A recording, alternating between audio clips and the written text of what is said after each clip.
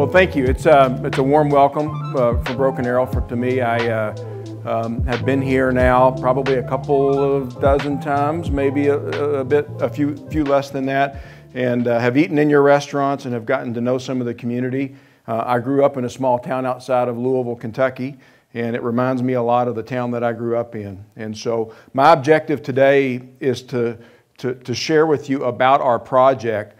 And I do it through the lens, having done this a few times, of being a father of six, a person that's involved in the local community, a leader in nonprofits, and a leader for this company as well, and try to look through the lens of the concerns that I would carry in the midst of this, and also about the benefits of a project of the nature of this size coming to the city of Broken Arrow.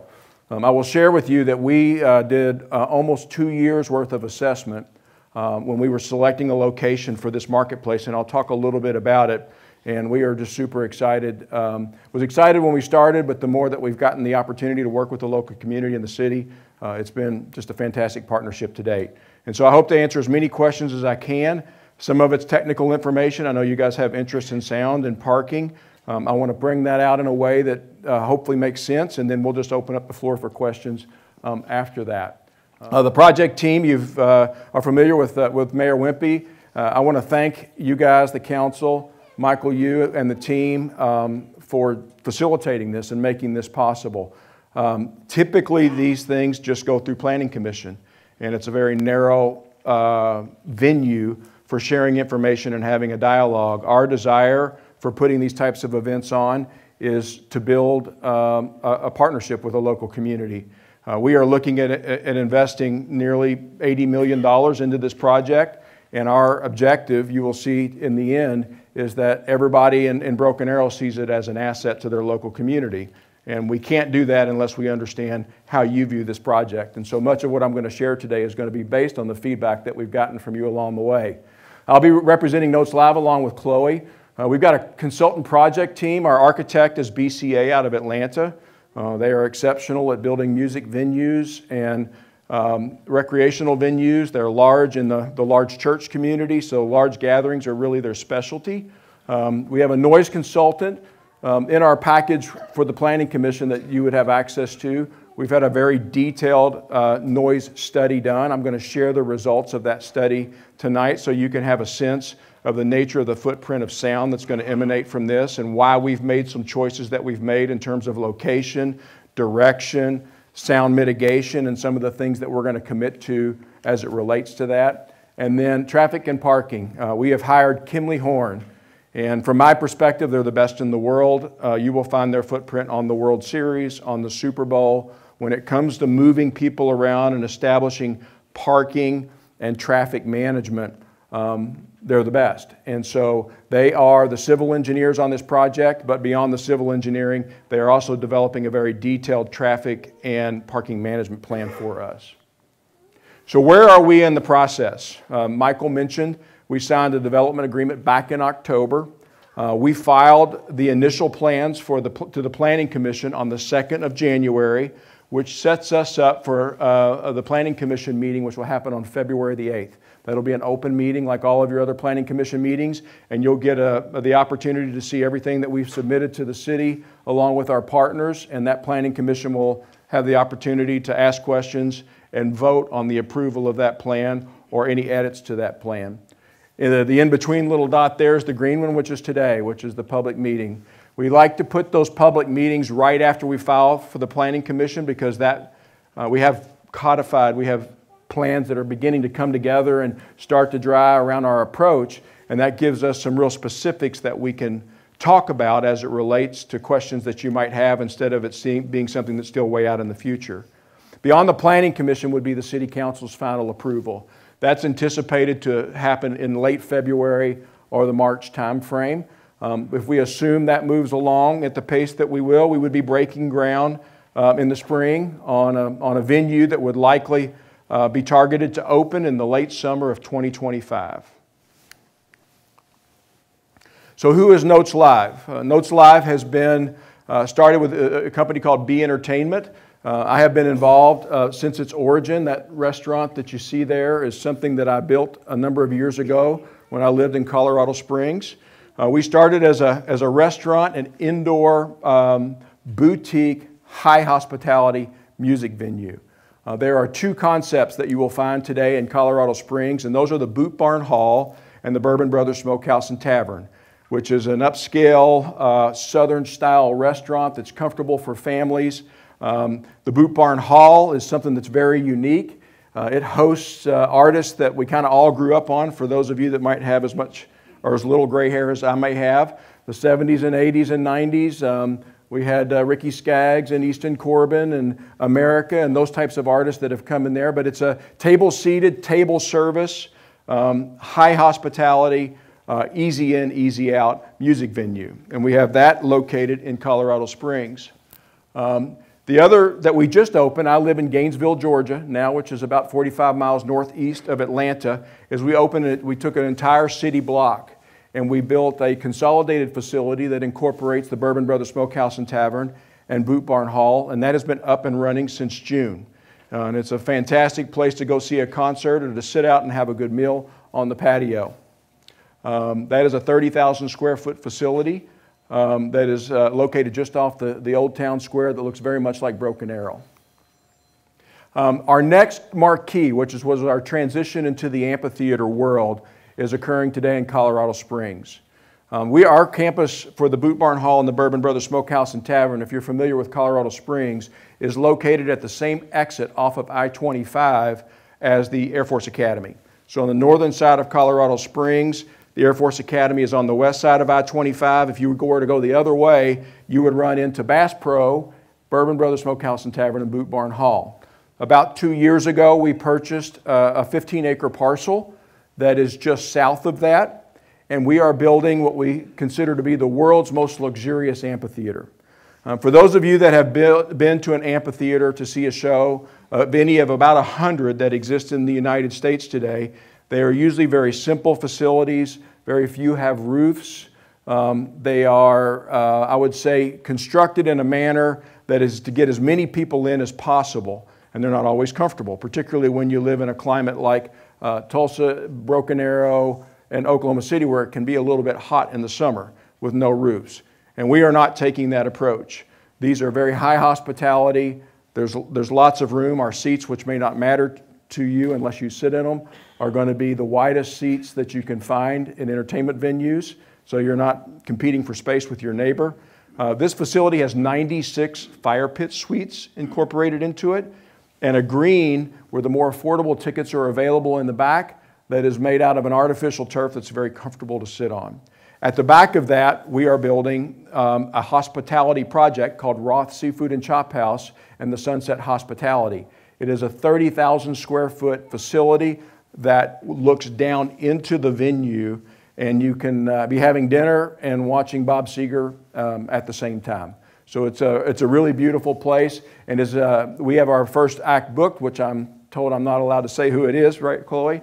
For the second week of August this coming summer. We will open up in Colorado Springs. People ask often, and I will tell you what type of artists, and I'll address it a little bit more specifically. In Colorado, we are routing literally off of Red Rocks, if you're familiar with Red Rocks, or with Fiddler's Green. So if you look, Red Rocks is an 8,000 person amphitheater located just west of Colorado. It's a beautiful place. It's the world's most famous outdoor amphitheater, most would say. And then Fiddler's Green is just south of that in South Denver in the Tech Center, which can hold about 15,000, and then it will hit Colorado Springs. Part of our business model and why we began considering Oklahoma, Kansas City, northern Texas, and some other markets is there is a large unserved population in this industry. Markets of 1 million people or more, which would be defined by an hour's drive from a location, are great markets that can serve the entertainment industry well. When you begin to look at Oklahoma City and Broken Arrow, the Tulsa market, they both have indoor facilities. Oklahoma City has a very dated outdoor amphitheater facility located at the zoo, but there weren't any first-class cities. So a lot of times artists will leave Colorado Springs and they will either go, or Denver, they will go to Houston, they will go to Kansas City, or they'll go into the Dallas markets, and they will drive right past many of these markets that are a little bit smaller. And since COVID and the way the music industry is changing, there's a significant opportunity for artists that sit in that, I will say, below the top 5. So I'll call it take Taylor Swift out and maybe a couple of others, but everybody else that can monetize and have options during that summer touring season. And our business model is to go into those markets and build high hospitality, beautiful amphitheaters that are timeless in the nature of their construction. And you'll see a little bit about that in just a second. So this is, if you look over the left wing of the stage at the top, all the steel is up today, so it's kind of neat seeing it come together, is Pikes Peak. If you look over the right, you will see what used to be the chapel at the Air Force Academy. It's currently under construction with a big box, but it's got the front range of the Rocky Mountains sitting right behind it. And this is the hospitality building that sits up at the top. So why Broken Arrow?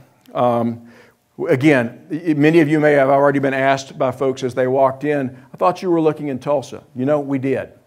And we went, looked at many sites in Tulsa, but we have a very specific set of criteria when we look at a location for an amphitheater.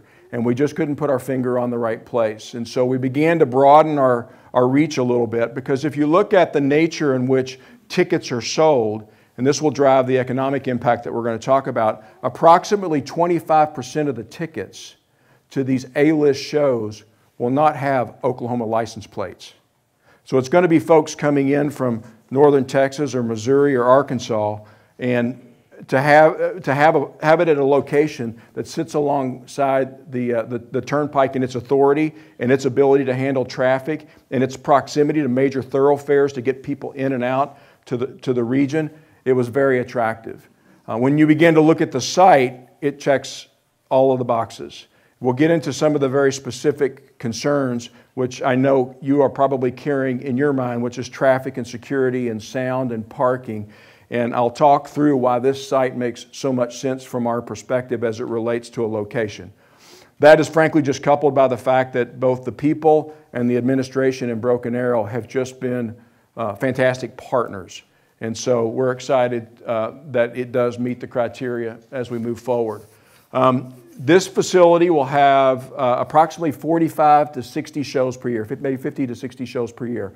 And you're looking at a window for these shows being between April and October, and I'll go into some of the specifics. So it's not a lot given the amount of time that we'll be touring it through. So, doing the math, a couple times a week, you're going to see a show during that season.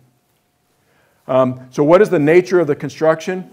We are, a number of the folks at Notes Live are just old baseball fans. And we love Fenway Park, and we love the stadium in downtown Denver. And when we began to ideate about what we wanted this to look like, the mindset was brick and steel. We want an old age look that would be timeless in its nature and stand the test of time from a weather perspective also. One of the challenges that we had to figure out in the construct of this is we're not putting a roof on Colorado Springs. We're not putting a roof on our outdoor venue in Murfreesboro. But due to weather, safety, heat, we're putting a roof here. So we had to figure that out, and we believe we've got a really attractive way to do that. There will be 214 covered and catered suites. So there will be a seating area in the front with a series of what we call fire pit suites, and people, well, that could be a fire hazard. Well, it's not really the big fire pit suites where you can roast a marshmallow or fall into it. It's a very low grade. It's controlled with an off switch at each individual unit. And it's really for aesthetics when you're walking in. I'm going to imagine that most people are going to turn it off in the middle of summer here in Oklahoma because it puts out heat too. But once the show starts, the artists require that you take it out anyway because it interferes with show lighting. And then it becomes a place where you can set your plate or your cup. And there will be anywhere between 4 and 10 kind of the nice wicker chairs sitting around it. So it's really intended to put you into a setting that feels like you're watching a concert from your backyard. In the back, which is where this picture is taken from, there are a series of large community and corporate suites. Those are areas for gathering where events can take place before a concert starts. And then once the concert starts, if you've been at any of the major sporting venues, you can kind of walk down and grab a seat in the front, that's the nature in which these suites are constructed. And we'll be hosting premier Grammy award-winning national touring acts. There's been a question like, how can Broken Arrow get Blake Shelton? Well, if you look at the way the industry works, those acts are routed by typically one of 3 companies. And each of those companies are very thirsty, very interested in these markets that have a million people and are underserved. And so we're going to have an opportunity to attract the world's greatest talent for entertainment right here in Broken Arrow as a result of its location and your proximity to a larger population in this region. So what are some of the goals? One, we want to provide Broken Arrow and Tulsa a premium music destination. We want to develop the project in a way that positions us as a good neighbor. That may sound like it's pat, but I would challenge, as I did to Michael and the team, call the mayor of Colorado Springs, call the police chief in Colorado Springs, call the sheriff in Colorado Springs, in Gainesville, in Murfreesboro, where we either have had projects over a long period of time or we are in the process of developing projects. And we just simply won't go somewhere that we don't feel like we're going to be viewed as an asset over the long haul. The reality is that this facility will be used for graduations.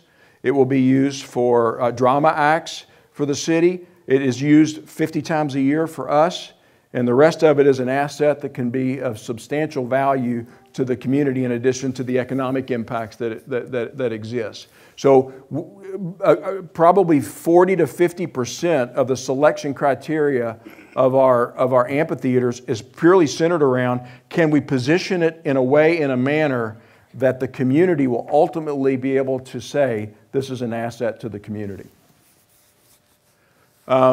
We'll keep the entertainment dollars in Broken Arrow versus losing them. For the people that are here, I'm assuming 90% of you are from the local community, Wagner County or Broken Arrow. You're not going to have to drive to Tulsa or to Oklahoma City or to Dallas-Fort Worth to go see your favorite artist. They're going to be right here in your backyard. We had Younger and Associates. Anytime you do something like this and we're beginning to work with municipalities, you assess what is the overall economic impact. And when you look at the economic impact from a tax basis, an ad valorem basis, from the number of jobs created, from the development that will take place, the city has a very thoughtful and strategic way of creating what's called a TIF district around this area that will capture all of the revenue for what is likely going to be hotel development, likely going to be probably gas stations at that intersection, in addition to mixed use and restaurant opportunities. One of the conversations that I had right after we announced was with the folks that lead this college here. And they said one of their biggest complaints of their students is the lack of access to vibrant things or even gas stations as you leave here. And so that's probably going to change very quickly. When you see these facilities go in, you will see the land around them get more expensive and interested parties pretty quickly. So we have to consider that from a traffic perspective, from an ingress and egress off of the turnpike perspective. How are we going to get traffic in and out? We're not just looking at what has happened in the rearview mirror, but what's going to be happening in the future. And you'll see that built into the way that we structure our traffic studies. We'll provide seasonal jobs. I mean, the job number is going to be in the 300 without pushing into the other businesses that are likely to be attracted to this area as a result of it. And so I think the ad valorem to the county, to the school system was about $1 million in the first 10 years. It is situated on the Creek Turnpike on the north side of Events Park. So I think I'm pointing in the right direction. Am I pointing north? Okay, so we're right over here, maybe 200 yards further up the Creek Turnpike. It is actually not in Events Park. It is on a parcel adjacent to Events Park on the north side. I'll show a map just shortly. Of the $2.6 billion, there's $933,800 anticipated for the ad valorem. In addition to that, we have agreed to a 1% additional tax on all ticket sales, all food and beverage, and all services to assist the city with the infrastructure and the things that they're having to bring to the table that over time can be offset by the business that's generated from the concerts. It'll fuel improvements in and around the area, and the exits probably north and south as well. So what are the concerns that we've heard today? We've got a great team at Notes Live. I've also been in communication with Jennifer and Aaron at the city. We've kept our ear to the ground. What is the public concerned about? And the main areas are parking, traffic, safety, and noise. We're fortunate, to be honest with you, this is the first time this is the 5th or 6th market that I've done this in over the last couple of years. I've got the police chief here. We've got the sheriff for Wagner County here. These are folks that we've already had discussions with, and it's just very encouraging to be able to have that level of collaboration. It is a true public and private partnership that it is working from my perspective. And I want to address as many of those concerns as I can as we go forward here. Kimley Horn has completed a detailed traffic and parking analysis. Charlie, will that be, it's a quick question, will that be made available through the planning process, or how can the public get their hands on that? It should be, if not, we can. Okay, so we'll make it a part of our filing for the for Planning Commission, and you can have access to all of the studies. It's a couple 100-page report, but it will show every intersection was assessed, traffic counts were done. We anticipate the amount of traffic that will be added as a result of this and the other development, and the times that that's going to happen and the type of traffic that's going to happen. I'll walk through a little bit of that in just a minute, and the improvements that ultimately had to be created so that we can create a successful location here. I mean, one of the criteria at its simplest level is it has to be safe, it has to be convenient, and we have to be able to completely drain that site in 40 minutes or less, or we won't build on it. So the first thing we did was subscribe Kimley Horn to put this report together to make sure that we could in fact achieve that. So there are some very significant improvements that are going to take place in and around the park. A couple here of significance is there's going to be an expansion between the Creek Turnpike and 101st, New Orleans, all the way over to Evans, would be to the east. There's an improved rail crossing. Some of you may know that you can come out of the back of the school, and there is a way to hit up on Highway 51. That has been an intersection that has been deemed as problematic in the past. One of the things that is going to occur as a function of this is a new easement is in process to go over the rail line that exists there, and it's going to bring out that northern exit on Highway 51 at a lighted intersection, as opposed to some folks trying to take a left turn on Highway 51 there that can be very problematic. There's addition of direct access to the Creek Turnpike from Events Park. We are working with the Turnpike Authority such that when people are leaving and heading north, which if you look at the traffic flow is going to be the predominant direction that people will be leaving the park, we are working with the Turnpike Authority for there to be an on-ramp to the Turnpike directly from Events Park, so they'll never even have to come out to 101st to use that intersection to get onto the Creek Park, which is very efficient. A quick look at the location. We're sitting over here at Northeastern State University. You've got the Challenger Sports Complex over here to the east, and obviously 101st, and then this up here is Highway 51. The amphitheater is located on the southern part of the parcel that sits just north of Events Park. For those of you that are familiar with the Events Park, this is the fishing hole that we were told we could not mess with by some friends of mine. So we've made sure that that is actually going to stay the same or get a little bit bigger. But this road here cuts across to the school as you head east, and the amphitheater will sit here at an angle, and I'll talk a little bit about why we've got it positioned in the nature that we do when I talk you through the acoustics study that was completed here. In a broader section, you can see where it sits with the Muskogee Turnpike just to the north. This is a rendering. This takes the actual amphitheater that has been completed by our architects. It shows the location. The one thing to ignore here, because we have made some changes, this parking lot is not contemplated here. The city wanted to keep that part of Events Park completely green and usable. And so what you have here is the amphitheater pointing to the northeast, which is an industrial area predominantly over here. And there's the lake down here, and this is the turnpike is here on the south side. You've got the ballparks over here. So this gives you a sense of what it would look like from an aerial when it's complete. So what is our parking model? Obviously, when you put 12,500 people, which in Oklahoma is really about the size of a big high school football game, but when you put them in one location, you have to have a plan for addressing it, and we've got a good one.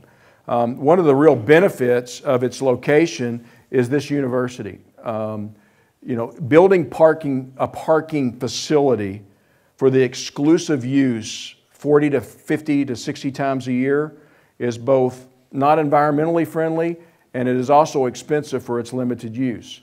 So one of the things that we did is establish a partnership here that I'll speak about in just a second. But for 12,500 people, which would be a sold-out event with an assumed staff on site of about 140 to 150 people, we had to create a parking model to accommodate it. They have looked at like facilities in Des Moines, in some suburbs of Arizona, and at BOK, and determined that about 30% of the people will be dropped off, take ride share, or other forms of transportation. The industry standard is about 40%. We've gone with a conservative estimate of 30 because it is a little bit outside of the density of Tulsa, and ride share and Lyft is not exceptionally well developed out here yet. I'll tell you it'll happen pretty quickly once the amphitheater goes into play. But if you do that, that leaves 8,750 folks on a sold-out show that we've got to figure out how to park. In Oklahoma, the average number of people per vehicle is between 2.5 and 3 that go to an entertainment event of this nature. So we took the lower of that at 2.5, and when you do the math, we need about 3,500 parking spots to accomplish this. And the manner in which we're going to accomplish this is there's going to be about 2,300 to 2,500 here on Events Park, and we have contracted, the city has actually contracted with Northeastern to use the parking here for 1,000 spots that allow us to use existing infrastructure that, as a result of the change in the college model, is available in the evenings when we would be needing to use it. It would be a revenue source to the school. The location of the parking spots is currently contemplated. You can see here this would be the 1,000 at the school. This piece here would be north of the amphitheater. There would be a section south, and then there would be a proposed lot that also benefits for the remainder of the time when we're not using it. Is obviously going to benefit the rest of the park as well on the south side of the property. This is a quick look, and this is literally a cut and paste from the Kimley Horn traffic that I'm working with the city to construct. We're literally in the civil engineering plans as we speak. But you would end up having the roundabout put in here at Evans. You would have the light up here at Evans and 51. This would be the new entrance and exit out the north side of the park that would hit Highway 51 to the north. These two intersections here, which will be primary intersections into the park, are going to be manned intersections. They will not be lights. The most efficient way with that high level of density for something that's used as irregularly as this is for us to use live traffic management. So it'll be a combination of signage and live traffic management that handles those two intersections, and then here on the entrance to the Creek Turnpike and the location here to the west will be lights. What's not represented here is what will end up being a loop back onto the Creek Turnpike. And we do have that structured or generally placed, but it's not necessarily on this rendering. So 100% of the events will be parked on site and at Northeastern State University. There will be supplemental. So there will be 3 ingress. So the 3 ingress to the site will be the 2 on the south side of the park and the 1 coming in off Highway 51 on the north. And there will be 4 egress, meaning when we empty the site, because you add at that point in time the loop back of the entrance onto the Creek Turnpike. And that's significant because if you look at the way traffic flows for an event like this, people come fairly spread out evenly over about an hour and a half to an hour and 45-minute period. So you've got some flow coming in. But when a concert releases, call it at 10:15, 10:30 at night, you now have 12,500 people heading out at the same time. So the 4 exits will give us the capacity that we need to do that in a reasonable time frame. Parking is designed to maximize safety and security and space. We use what's called, if you guys have been to Disney World or Universal, the type of parking that is used there. It's safer because you don't have people backing into each other as much, and the way that it's structured. It's also more efficient in the way that it manages unidirectional traffic. And so that's the manner in which we're approaching our traffic here. We have committed, if you go and look at the Economic Development Agreement, there's some substantial commitments from Notes Live as it relates to parking security, to parking lot security, to security at the venue, and to EMS. And I'll cover pieces of that as we go forward here. But in this case, we're going to have one officer per 250 parked cars at a facility. So if we've got 1,000 cars parked here at the university, we will be required to have 4 security officers covered by Notes Live, making sure that that's a safe environment. So we've come to the conclusion with a solid game day plan that we're able to manage this site very effectively, and it's an ideal location for the project. Let's go to sound. Sound is obviously a big concern. It's one of the things that is so encouraging about this is the distance that residential is away from it. And most of the projects that we're contending with, residential is much closer. We contracted LSTN out of New York. They have done sound assessments for residential areas all over the world.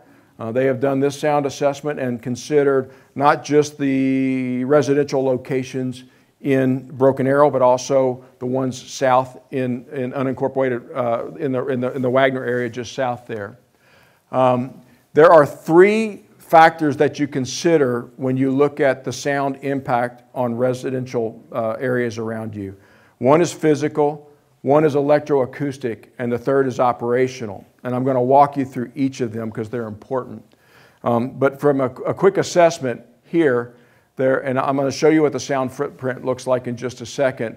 The properties to the south are about 3,000 feet, so a little over a half a mile. The properties due west are right at a mile.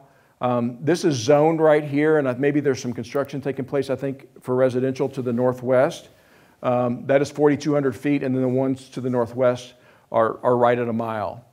The stage is surrounded by 2-story solid surface. So if you look at the way that we are constructing it, to the south, to the northeast and the southwest are going to be all of the facilities related to our concessions, our restrooms, and our security. And that's very intentional because it keeps that footprint of sound from bleeding. The other piece that's very important is the back of the concourse is about 45 feet. So if you go from the base of the stage right here to the back of the concourse, that elevation is right at 45 feet from the base of the stage. And that gives you substantial acoustic dampening from a physical perspective. And I'll talk about some other strategies that we have put into place as well. Along with that physical strategy is we are committing to require the artists to hang what is called their array of speakers below 40 feet. And that may sound simple, but if you can keep it below the rake of your building, then its ability to transmit sound over long distances, which I'll show you, is substantially diminished. So how do we do that? This is an example of a line array. This is actually the architecture of our facility. And I'm going to talk about 2 different types of sound because it will affect different communities differently. This shows from the line array located below 40 feet the direction of your high frequency sounds.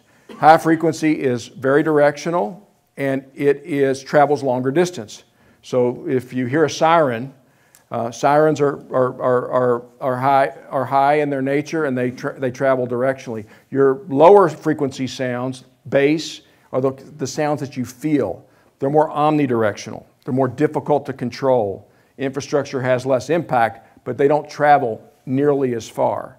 And so those pieces have to be taken into significant consideration when you think about it. So the structure of this is really critical. We hang it below 40, number one. Number two, we only serve the front seating bowl from the stage. The back 40% of the venue is served from delay clusters. So there will be poles about 2/3 of the way back in the venue that direct speakers with delay clusters so you can amplify the energy that comes with sound directly at the people without having to force the volume all from the stage. And that allows us to give significant control to our ability to have that bleed outside of the facility.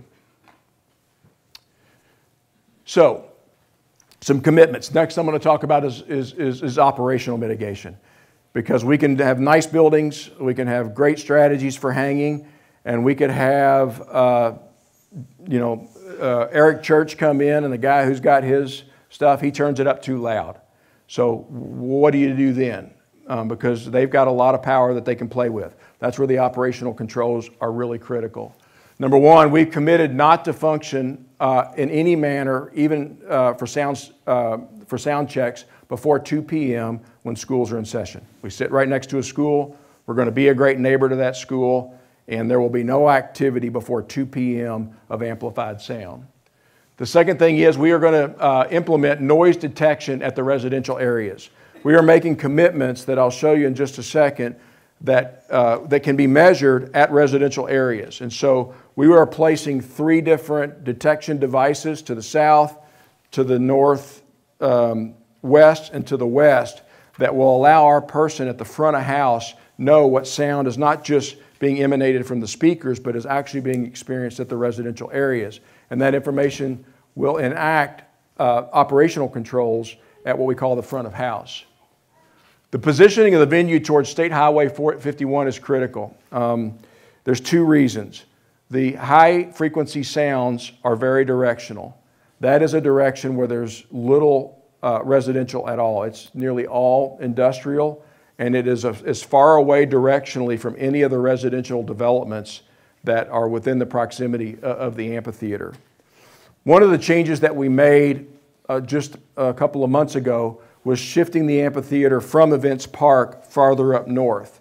And that was critical for a couple of reasons, because we were looking initially at putting it all the way down near the lake down there. But you can see that the low decibel emanates very differently than your high frequency. And these, that is the bass type of sound. So it's not as controllable, but at the same time, it doesn't travel as far. So by moving it up, it brings the impact to that southern neighborhood below 55 dBA, which is an important number, and I'll share with you in just a second what that means. This is, if we were to do nothing, if we were to set a speaker out there in the middle of a field and put it at the stage at 100 dB, and push it at 100 dBA, which is a typical concert. So at its highest level, 100 dBA at the front of house, which is about 150 feet from the stage, you'd be sitting at that 100 dBA. Without any mitigation, the sound hitting the closest residential area at its highest level would be 66 dBA. With the mitigation that we've put into place, the analysis tells us we'll be about 56 dBA at its highest level. So to give you a sense, this is the Peterson and Gross scale, which is the standard for municipalities and sound acousticians to determine kind of what are equivalencies. So that 56 kind of sits in the area of light traffic to a large store. So being inside of a Walmart, or frankly the same sound that you might hear from the turnpike, would be the equivalent of the level of sound that would be emanated or that would be experienced at the residential areas. Final piece here is client safety. We have committed to the city of Broken Arrow to install a 30 by 20 police substation in the venue. I think it's 30 by 20, something like that, really close. In addition to an emergency response, 30 by 20 on site. So we will have a presence both from security, and we are required to provide advanced medical services on site for any event that is over 2,000 people. So we will have that on the location. We do not allow tailgating in the parking areas. It's just a problem, so we don't do it. We will have a security officer per 250, and we will be moving people into the venue all the time. It is not allowed in the parking lot. We will hire full-time security detail for the interior of the venue. That is our obligation. I have already spoken with the sheriff and the chief of police about what that could look like, and we still have some work to do to structure how we will work together to make sure we can secure not just the venue, but the ingress and egress and the parking facilities as well, but we're committed to doing that. We are expertly trained in weather-related decisions. It's a question I get a lot. I mean, we have bad weather in Colorado Springs too. I don't know if you guys saw this last summer, Red Rocks had quite the hailstorm that hit up there during a concert that came up over the mountain that they weren't expecting. But all of the promotional leaders of these venues are required to go through I think it's NORAD training course that defines when you cancel, when you delay, what are your safety procedures. In addition to that, we are roofing nearly 60% of the full footprint of the amphitheater, which provides us some safety that other amphitheaters may not have.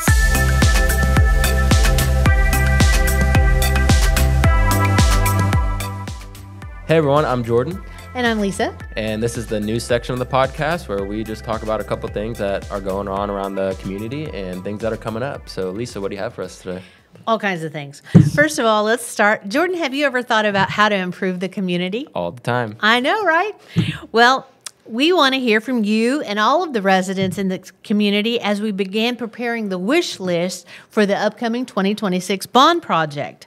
The city is partnering with Polco to create a citizen bond survey for residents on what matters most to you in shaping the city's future.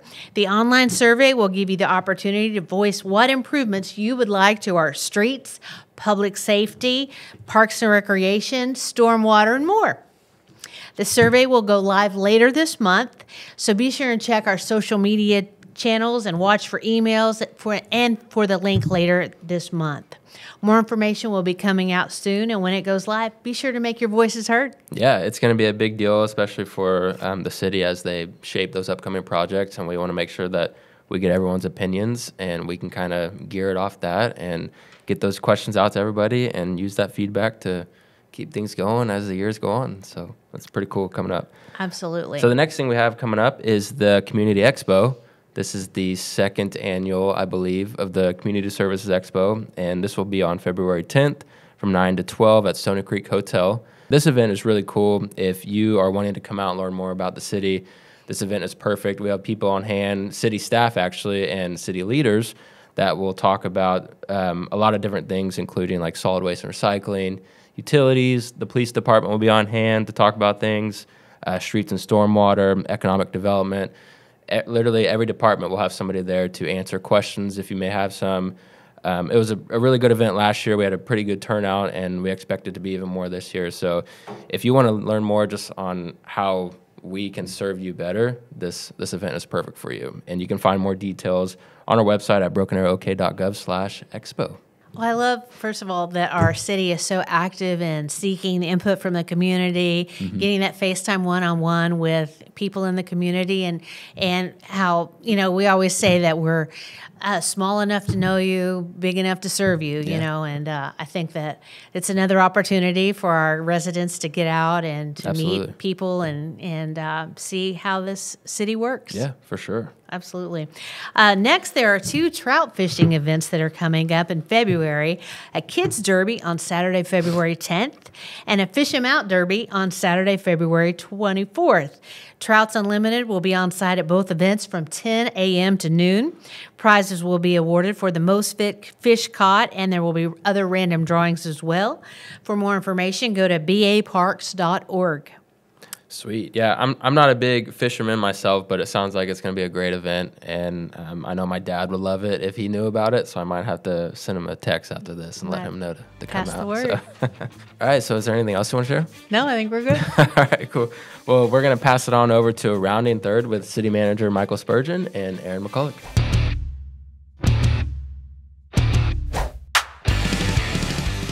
All right, this is Rounding Third with City Manager Michael Spurgeon. Thanks for joining us. It's been a while since we've been able to do this. I think you were on vacation in December. I think you may have been on out of the office at a conference in November. So we'll finally be able to meet back up for Rounding Third with you here on the Vibe podcast. Well, as always, I'm super excited to be here. I mean, the good thing is we have so many great people on the leadership team as well as our city council members to be able to provide great information on what's happening in our community. So I love to catch up on the podcast. Even though I know what they're going to be talking about, it's still great to hear everyone's perspective about all the great things happening in our city. Absolutely. Let's talk about some of those great things. Typically, we hit on 2 to 3 subjects. We're going to hit on 5, kind of a rapid fire, if you will. The first one, let's talk about the approval of TIF number 5. This is in relation to the Sunset Broken Arrow project, the amphitheater out in southeast Broken Arrow. Is this TIF, for a lack of a better phrase, is this TIF the mechanism that allows us to pay for the public infrastructure improvements that go along with the amphitheater? Yes, it is. I mean, obviously, as a part of this partnership, the city has committed by way of the Economic Development Agreement to complete a number of public improvements. And in order for us to be able to pay for, with our funds and or with financing, a tax incremental financing district that is a sales tax only TIF was needed to be able to provide the funding we need to meet our obligations. And so I understand there's like a boundary that goes around, and it's funny when you look at the map, it almost looks like the letter J. And I kind of wondered, since Jennifer Rush, our economic development manager, was behind that, I kind of wondered if there was something subliminal about that J being in there. But so within that J, do I understand that 100% of the new sales tax from businesses that are coming in, now that it has actually been created and is in effect, that 100% of the new sales tax from businesses there will go into the fund that will help to replenish or repay us for those improvements? The specific answer to your question is yes, but let me step back and give you a broader perspective to understand the TIF district. Is first, there are what they're called TIF boundaries. Okay. Yep. And those boundaries are actually larger than the J that you mentioned, and I've wondered myself if that was done by Jennifer Rush intentionally, even though I know she's watching. It's not. That's right. And within the TIF boundaries, there is a project boundaries. And the J you're referring to, or that's what it looks like, is actually the project boundaries. And so within the project boundaries, we will capture 100% of all new sales tax that are generated from the amphitheater specifically, as well as any new businesses that generate sales tax within that project area. Now, within the TIF boundaries, which is much broader, we've also set it up to where there is the potential for new businesses to actually be built in relationship to the amphitheater, believing that there's opportunities for folks to capture folks and their dollars in restaurants, convenience stores, and so forth. Outside of the project area, we'll collect 50% of those dollars, those sales tax dollars, that will go back into the project. The other 50% will actually come into the city's general fund to be used to pay for all the great services that we provide our community. You know, I was having a conversation with Assistant City Manager of Administration, Norm Stevens, and he was really proud of the partnership that the city has gained with Wagner County. And what he was saying, I guess, is that they have agreed to allow some of their county taxes to go within the TIF. Am I understanding that correctly? Well, that is correct. One of the first things that we did once we knew this project was going to be a reality, after we completed our due diligence and we felt really good that council was going to approve the economic development agreement, we went to the county commissioners as well as their economic development director, Darla Heller, and had a conversation with them about this amazing opportunity. And we shared with them what the projections were with regard to what additional sales tax would be generated for Wagner County specifically, and explained to them the commitment that the city's going to be making for the public portion, which could be anywhere between $25 and $28 million approximately. And they're going to benefit from this financially, and we have such a good relationship with them. And that started about 7 years ago with Kenny Schwab, our Assistant City Manager of Operations, and as you mentioned, Norm Stevens, actually going out and developing relationships with our Wagner County commissioners, as well as myself and other city elected officials, because that's where the growth, in many cases, will eventually be in Broken Arrow. And so we've got to have great relationships with the Wagner County leadership, and so we've done that. And I'm very proud proud that because we have that relationship and there is some great levels of trust, they were more than willing to look at this project, and they determined there's going to be a short and long-term benefit to the county. We're actually going to be making some road improvements on roads they'll be eventually deeding over to the city that we'll be able to take care of, that will be impacted by the amphitheater project. And so it's a real, I believe, a win-win for both the county and the city, and for them to be able to give us a portion on an incremental basis over a 10-year period, a portion of the sales tax, says a lot about our relationship and their belief in this project as well. It's a shared citizenry. So It is. It's great. It's great for the community and great for the region. Let's shift gears a little bit, but staying along the economic development lines. Council approved an economic development agreement with a developer for about 14.5 acres, I think it is, over there by Aspen Ridge, just west of Aspen Avenue, just north of the Creek Turnpike. There was some conversation during the city council meeting about a couple of different businesses out there. We don't want to announce those just yet because they haven't signed on the dotted line. But what does this mean for South Broken Arrow to see even more development coming their way? Well, from a 30,000-foot view is where I always like to start. It once again demonstrates the private sector's belief that Broken Arrow is a great investment. I mean, they're not going to go in and actually build a building, spend the millions of dollars going to be necessary for the infrastructure, the facilities, et cetera, if they didn't believe that there wasn't going to be a return on their investment. And so from a, like I said, 30,000 view, it's another way that we demonstrate that it's our responsibility as a city to create an environment that promotes private investment, and this actually does that. Now, the city has this land as a result, and a lot of people don't know this, is that when the Turnpike was first built back in the early 2000s and it opened, for those that have lived here a while, you'll know that actually there's a what I would call the interchange on ramp, off ramp is every 2 miles. I mean, for example, if you look, it's at County Line Road on the Creek Turnpike, and then it goes to Elm Place, and then it goes to Olive. Well, the city council at the time determined that there was so much potential growth on Aspen that they partnered with the Oklahoma Turnpike Authority, and we came up with several $1 million to meet our portion, and that exchange was put in, and as a result, you've seen the growth that has really exploded in the southwest part of our city. And so the land that the Aspen Ridge project is on, where the resource is, as well as the property on the west side of the road, is the surplus land that the city acquired as a part of that project. And so we paid for that land as a part of the project. We had that land available on both sides of the road, and we were fortunate to be able to do an economic development agreement for everything that's going on the east side. Well, about a year or so ago, I received permission from the council to go and look at the possibility of entering into an economic development agreement on the west side of the road, which is about 14 acres. It's the area where the fire station sits, fire station number 2. Or 2. Number 2. We received a couple of different proposals, and after a lot of due diligence, looking at what would be the best proposal for the city, considering what type of traffic would be generated, the type of uses, and what we've heard consistently in the almost 9 years I've been here is the folks in the south part of our community want this opportunity and access to the same retail commercial type businesses that have flourished in the north. And I believe that we've heard them, and we're responding with the agreement we have on Aspen Ridge, and so we wanted to continue that.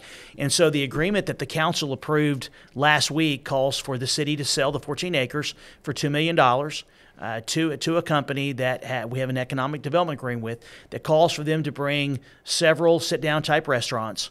There could be some other commercial retail type opportunities, and then we're going to work with them to determine what would be the highest best use for the remaining portion of the property. Now, there's a lot of rumors out there about what type of really sit-down restaurant could be coming, and I've always taken the position is until the company tells me point blank that I can tell the public, it's still just speculation. I mean, all the time you see things on social media where somebody says they work for another business in a different city, and yes, it's coming to Broken Arrow. I see those, and when I know for a fact it is, but can't say anything, I just smile, and because I just have to wait, because I don't want to put the city in a situation where we've said something when we really didn't have authority to do so.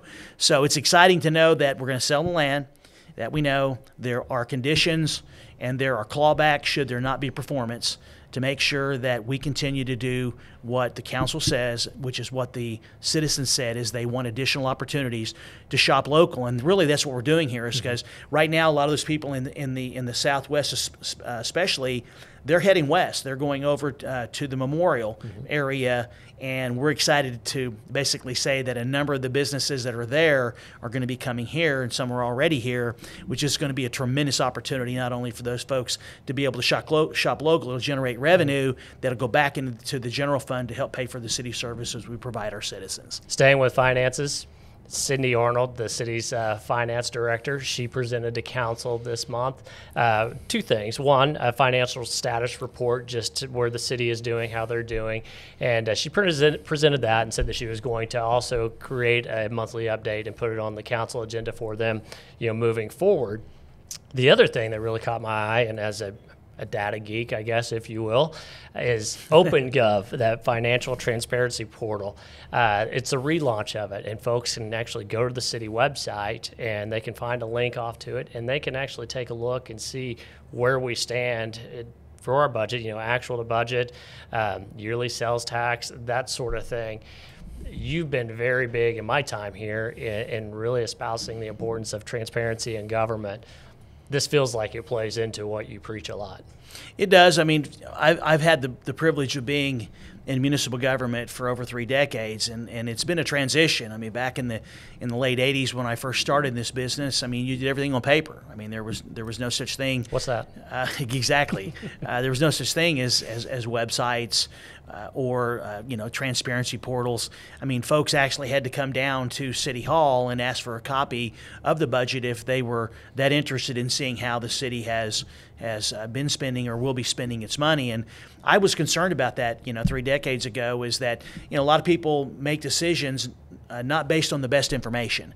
And so I've always prided myself, whether it's through newsletters or whether it's open public forums, or always having a copy of the budget available at the city clerk's desk is what I used to do, is making sure that people have access to the information for their government. And we've had to transition over the last 3 decades in terms of how we provide that information. And this transparency portal is a tremendous opportunity for citizens or any interested party to actually be able to come in on a read-only basis, so they can't go in and make any changes to the budget. It's all pretty much locked into the system. But you can actually review exactly what you said, sales tax collections.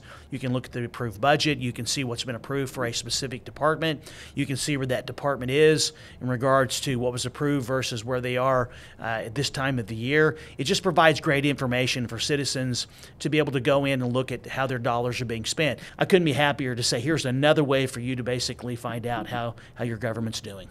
Yeah, it is a great tool. It is a great tool. Speaking about how your government is doing, let's move on to the Citizen Bond Survey.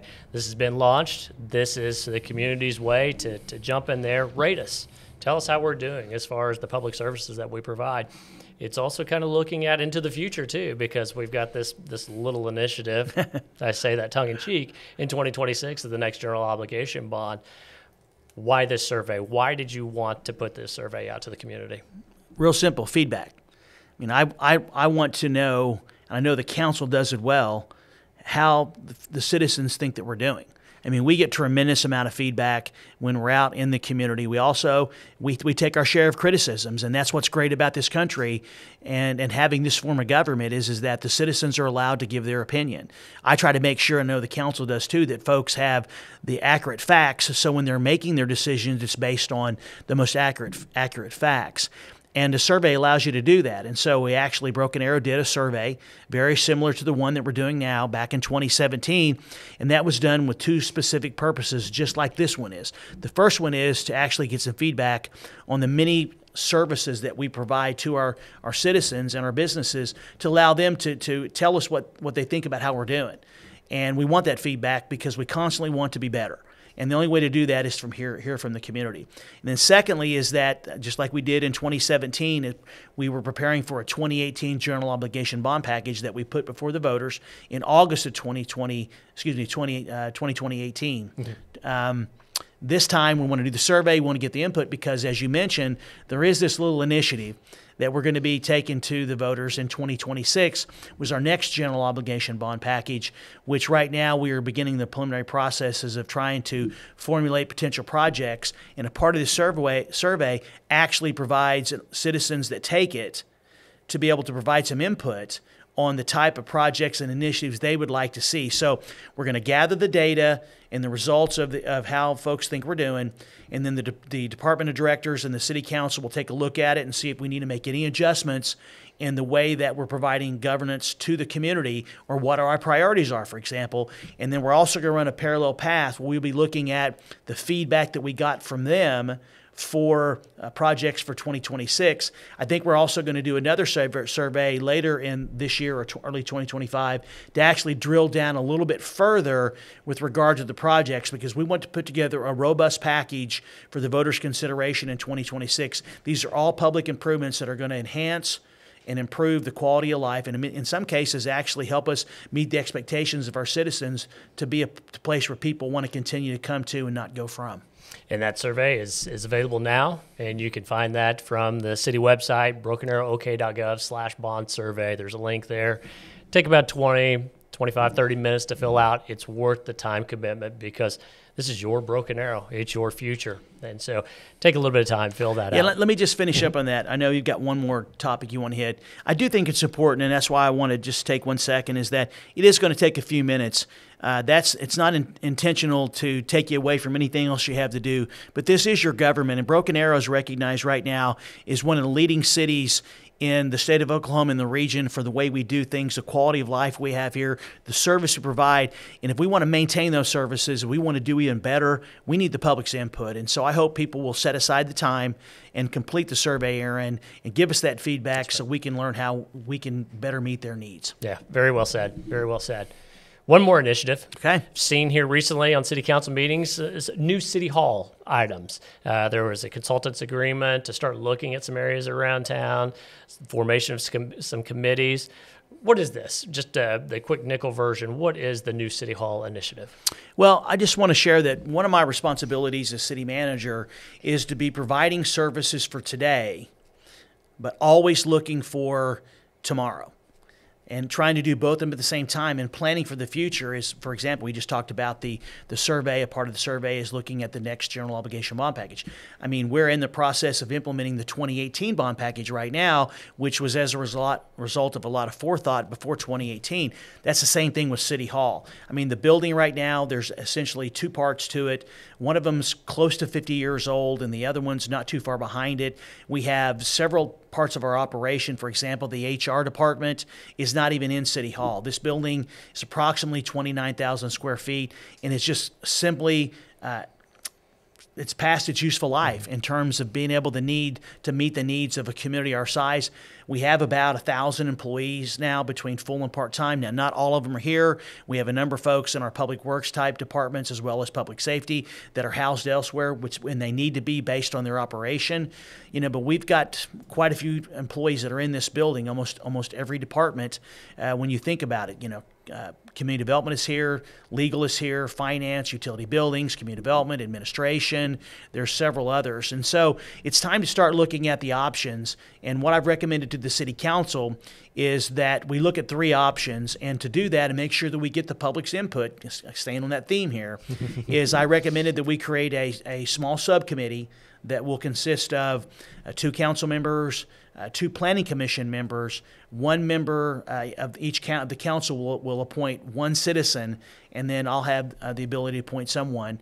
And they'll meet for probably the remainder of this year, starting in March, have several meetings, have input to the consultant, and take a look at those 3 options. One of those options will be to do an expansion and renovation of this existing facility, and then possibly 2 other options to be decided by the council and the subcommittee. And then we'll bring that recommendation from the subcommittee back to the city council probably at the end of 2024, early 2025. Council will make the decision, and then once they decide which option we take, if they decide to move forward with the project, then we will begin the programming based on the option council selects. And that basically means we'll start looking at the sizing or spacing needs for the various departments that will be here, the functionality, how it will be laid out, access, looking at the services that the public comes to on a very consistent basis. How is that convenient for them? We'll be looking at all those parts of programming, and then once that's done, which could take a year, we could be in a position to where sometime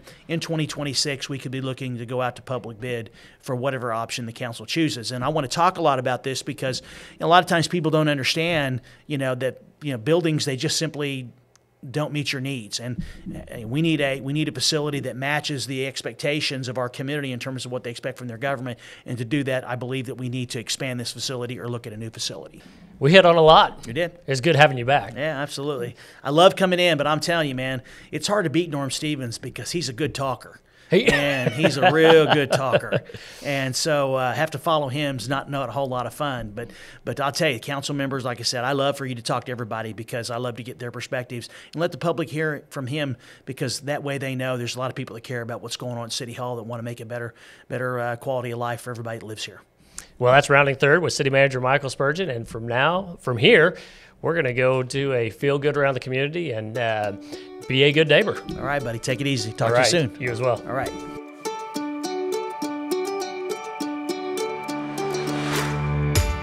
Hi, I'm Aubrey. And I'm Mike.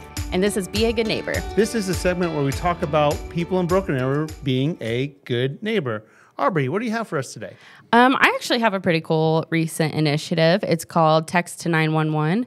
It's actually a service that Broken Arrow Police have been implementing for a while, but the surrounding Tulsa metro region, a lot of the departments decided to get together and implement this service so that it's more efficient and you don't have to worry about where you are in the Tulsa metro region. If you're in an emergency and you need to text or get a hold of 911 and you can't call, you can text. So their slogan is call if you can, text if you can't. So that's pretty easy to remember.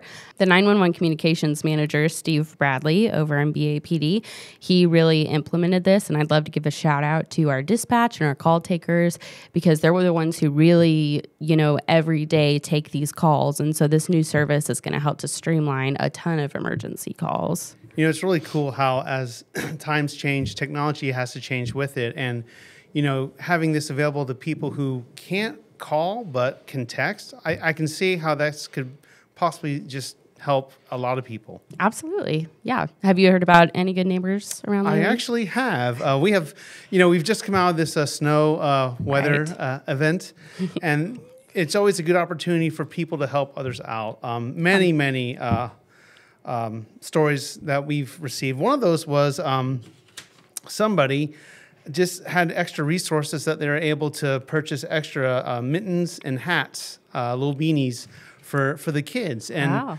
It's, when bad weather happens and things like that, if you need something like that, there are people in Broken Arrow that want to help others out by having these available. And they said that they can meet them at, a quick trip and just hand these out to those in need. So I thought that was really cool. That's awesome. Yeah. Several other stories that we found is, there's this one where there's this couple who was kind of sick when all this snow weather started. And so they were staying in. And on the very next day after the snow ended, their porch, their front walkway, and their entire 3-car driveway was cleared. Aww. And they didn't ask anyone to do it.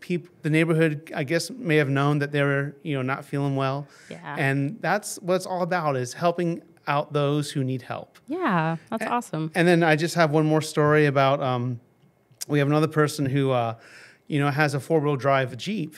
And, I don't know if you've ever slid off the road. I have before. Yeah. And I've been on the end of receiving help when I needed help. And it was somebody with a 4-wheel vehicle. And when it snows and it's icy, it's those people that are willing to donate their time and their vehicles just to help others out to get unstuck. I think it's amazing. That's awesome.